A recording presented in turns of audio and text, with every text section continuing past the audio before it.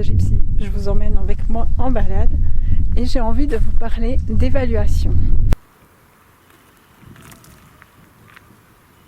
Je viens de téléphoner à mon papa qui en fait a eu un AVC au mois de janvier et il me dit que pour lui ça lui paraissait bizarre au début quand il commençait à réapprendre à marcher que les soignants lui disent qu'en fait ils étaient fiers de lui. Il me dit mais moi je voyais même pas que je faisais des progrès et puis ça me paraissait très bizarre. Et ça me parle beaucoup parce que oui, d'être fier de l'autre pour ce qu'il fait, mais c'est important de pouvoir montrer justement à l'autre les progrès qu'il fait.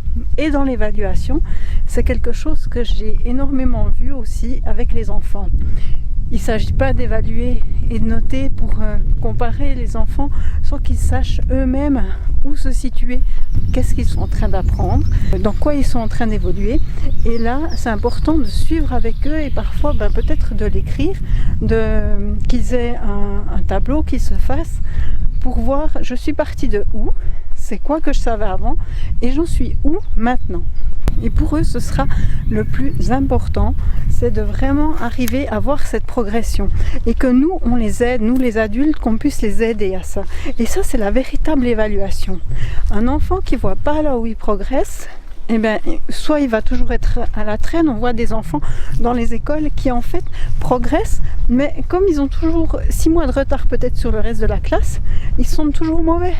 Alors qu'en fait, ils progressent, et peut-être même qu'ils progressent au même rythme ou un tout petit peu plus vite que les autres, mais avec toujours une longueur de retard qui fait qu'ils ne les rattrapent pas.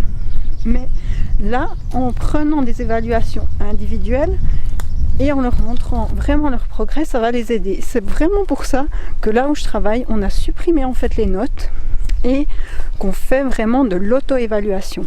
Donc au départ, c'est nous qu'on va soutenir l'enfant, peut-être en écrivant les choses, mais au bout d'un moment, on va aussi arrêter de les écrire parce que de lui-même, l'enfant aura compris.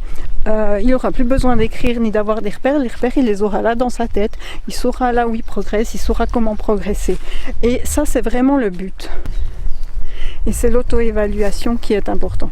Parce que quand on sait s'évaluer, s'auto-évaluer, eh ben on le sait et on le sait pour la vie.